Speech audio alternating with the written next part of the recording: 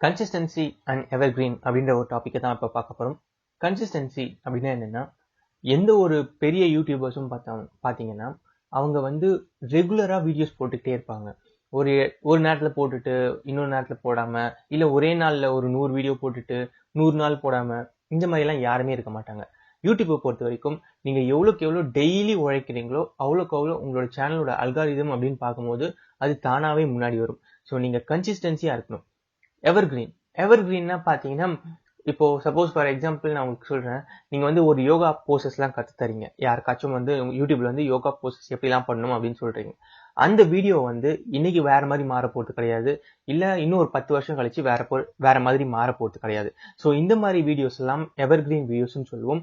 இந்த வீடியோஸ்க்கு வந்து வாண்டட் எப்பவுமே இருக்கும். ஸோ இந்த மாதிரி வீடியோஸ்லாம் நீங்க கிரியேட் பண்ணீங்கன்னா உங்களுக்கு யூசர்ஸ் எப்பவுமே, வியூவர்ஸ் வந்து எப்பவுமே வந்துகிட்டே இருப்பாங்க. ஸோ நீங்க கன்சிஸ்டன்சியாகவும் இருக்கணும், எவர்கிரீனாகவும் இருக்கணும். இந்த மாதிரி நீங்க கிரியேட் பண்ணீங்கன்னா உங்க சேனல் ஈஸியா முன்னாடி வந்துடும். ஸோ இது வந்து என்னோட ஒன் ஆஃப் த சேனலோட டேட்டா. இதுல நம்ம பார்க்க வேண்டிய விஷயம் என்னன்னா, நான் ஃபர்ஸ்ட் ஒரு 6 மாசத்துக்கு வந்து ஒரு வீடியோவுமே போடல. அதுதான் இந்த ஸ்கேல் நீங்க பார்க்கலாம். இந்த 6 மாசத்துக்கு வந்து ஒண்ணுமே இல்லாம ஒரு growth இருக்கு பாத்தீங்களா, அந்த ஸ்கேல் தான் ஒரு கன்சிஸ்டன்சியுமே இல்லைன்னு அர்த்தம். ஏன்னா அங்கெல்லாம் நான் வீடியோவே போடல. ஒரு 10 நாளைக்கு முன்னாடி வந்து வீடியோ போட ஆரம்பிச்சதுல இருந்து பாத்தீங்கன்னா அப்படியே ஒரு growth, கன்சிஸ்டன்சியா அந்த growth வந்து ஏறிக்கிட்டே போகுது. ஸோ அதனால என்ன நீங்க பண்ண வேண்டிய விஷயம்னா, எவ்வளோக்கு எவ்வளோ நீங்க வீடியோஸ் வந்து போட்டுக்கிட்டே டெய்லி போட்டுட்டே இருக்கீங்களோ அவ்வளோக்கு அவ்வளோ வியூவர்ஸ் வருவாங்க. உங்களுக்கு வியூவர்ஸ் வர்றதால கூகுளோட அல்காரிதம்ல வந்து நீங்க ஃப்ரண்ட்ல வருவீங்க. ஸோ இதால வந்து நீங்க வந்து நிறைய மணி ஏர்ன் பண்ண முடியும் அப்படின்றது தான் இந்த வீடியோவோட கான்செப்ட். உங்களுக்கு இப்போ புரிஞ்சிருக்கும்னு நினைக்கிறேன். கன்சிஸ்டன்சினா இதுதான். நீங்க ரெகுலரா வீடியோஸ் அப்டேட் பண்ணிட்டே இருக்கணும். டெய்லி அப்படி இல்லைன்னா கூட வாரத்துக்கு ஒரு தடவை வீடியோஸ் வந்து கண்டிப்பா நீங்க அப்டேட் பண்ணிட்டே இருக்கணும். அப்பதான் உங்களோட ஆடியன்ஸ் வந்து உங்க கூட வந்து அடிக்கடி உங்களோட சேனலை வந்து பார்க்கறதுக்கு விரும்புவாங்க. ஓ, இந்த வாரத்துல வந்து ஏதாச்சும் வந்திருக்கா அப்படின்னு சொல்லிட்டு அவங்க வந்து அடிக்கடி நம்ம சேனலை செக் பண்றதுக்கு நிறைய வாய்ப்புகள் இருக்கு.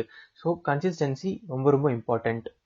கன்சிஸ்டன்சில ஒன் ஆஃப் த எக்ஸாம்பிள் அப்படின்னு பார்க்கும்போது லேர்ன் இங்கிலீஷ். ஸோ நீங்க இங்கிலீஷ் அந்த மாதிரிலாம் டீச் பண்ணும்போது உடனே இப்போ சப்ஸ்கிரைபர்ஸ் வரலனாலும் இல்ல வியூவர்ஸ் வரலனாலும் இது வந்து ஒரு ஹாட்டான டாபிக். இதுக்கு வந்து வந்துகிட்டே தான் இருக்க போறாங்க.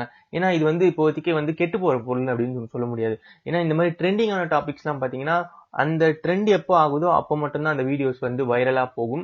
மற்றபடி அந்த வீடியோஸ் வந்து ஸ்டாப் ஆயிடும். அந்த ட்ரெண்ட் எப்போ நிக்குதோ அப்போ ஸ்டாப் ஆயிடும். பட் இந்த லேர்ன் இங்கிலீஷ்லாம் வந்து பாத்தீங்கன்னா, இங்கிலீஷ் அப்படின்றது ஒரு லாங்குவேஜ் தான்.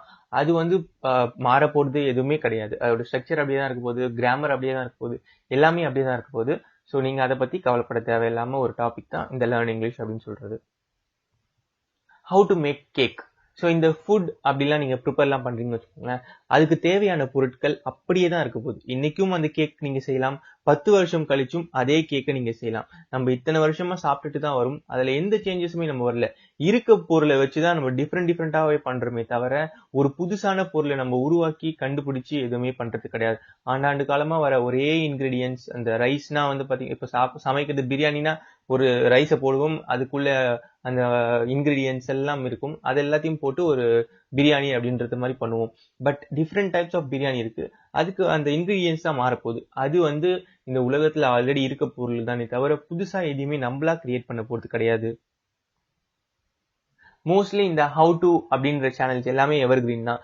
ஹவு டு பெயிண்ட் அப்படின்றது எவர்கிரீன் தான். எப்படி பெயிண்ட் அடிக்கணும், எப்படி வீடை பெருக்கி சுத்தமா வச்சுக்கணும், எப்படி ஒரு சின்ன ரூம் வந்து அழகா வச்சுக்கணும், இந்த மாதிரி ஹவு டு அப்படின்ற நீங்க டாபிக்ஸ் எல்லாமே எடுத்தீங்கன்னா எல்லாமே எவர்கிரீன்ல தான் வரும். இன்னைக்கும் பார்ப்பாங்க, 10 வருஷம் கழிச்சும் பார்ப்பாங்க. ஸோ உங்க சேனலுக்கு வந்து நிறைய வியூவர்ஸ் வந்து இது எடுத்துட்டு வர நிறைய வாய்ப்புகள் இருக்கு. இந்த நான் எவர்கிரீன்லாம் இந்த டாபிக்ஸ் அப்படின்னு நம்ம பார்ப்போம். இந்த கேட் ஃபன்னி வீடியோ இதெல்லாம் சும்மா போட்டீங்கன்னு வச்சுக்கோங்களேன், அப்போ மட்டும் மக்கள் வந்து ரசிச்சு பார்ப்பாங்க. ஸோ இந்த நான் எவர்கிரீன் வீடியோஸை பொறுத்த வரைக்கும் என்னன்னா, நிறைய பேர் இதை ஷேர் பண்ணுவாங்க, அதனால உங்களுக்கு நிறைய வியூஸ் கிடைக்கும். பட் அந்த வியூஸ் எல்லாம் பாத்தீங்கன்னா ஒரு 5 நாள் 6 நாள் இதுக்குள்ளவே முடிஞ்சிருமே தவிர இதை வந்து அடிக்கடி ஷேர் பண்ணிட்டு அடிக்கடி பார்ப்பாங்களா அப்படின்னு நம்ம சொல்லவே முடியாது. இது ரொம்ப ரொம்ப இம்பார்ட்டன்ட். நம்மளோட இப்போ ஃபிலிம் என்டர்டைன்மெண்ட் அப்படின்ற எடுத்துக்கிட்டீங்கன்னா, எப்பவுமே நம்ம வந்து இந்த ஆக்டர் வந்து இப்போ அழுதா இருப்பா அப்படின்னு சொல்லும் போது அது அந்த நேரத்துக்கு தான் அது தேவையான டாபிக். ஒரு 4 நாள் ட்ரெண்ட் ஆகுமே தவிர அதுக்கப்புறம் அந்த டாபிக்கை வேற யாருமே போயிட்டு சர்ச் பண்ணவோ இல்ல தேடியோ பார்க்க மாட்டாங்க. இந்த ஹவு டு மாதிரி இது எவர்கிரீன்ல நிக்காது. மோஸ்ட்லி இந்த ஃபிலிம்ஸ் அது ரிலேட்டட் சேனல்ஸ் இல்ல நியூஸ் நீங்க போடுறது இது எல்லாமே வந்து டெய்லி உங்களுக்கு வந்து இந்த ட்ரெண்டிங்கான டாபிக்ஸ்லாம் எடுத்துட்டு வர்றதுக்கு உங்களுக்கு யூஸ்ஃபுல்லா இருக்கும். அன்னைக்கு மட்டும் உங்களுக்கு டாபிக்ஸ் வந்து நல்லா ட்ரெண்ட் ஆகும். பட் இதோட கன்சிஸ்டன்சி அப்படின்னு பார்க்கும்போது கொஞ்ச நாள் கழிச்சு ஸ்டாப் ஆயிடும். ஸோ இந்த வீடியோஸ்ல வந்து உங்களுக்கு நல்லா புரிஞ்சிருக்கும்னு நினைக்கிறேன். எவர்கிரீன்னா என்ன, கன்சிஸ்டன்சினா என்ன, நான் எவர்கிரீன்னா என்ன, எப்படி இதெல்லாம் நம்ம அடிக்கடி போடுறது, அதெல்லாம் உங்களுக்கு ஒரு ஓவர்வியூ ஆஃப் ஒரு ஐடியா கிடைச்சிருக்கும்னு நினைக்கிறேன். ஸோ இந்த வீடியோ இங்கேயே முடியுது. நம்ம நெக்ஸ்ட் வீடியோல வேற ஒரு தலைப்பை பத்தி பார்ப்போம். நன்றி, வணக்கம்.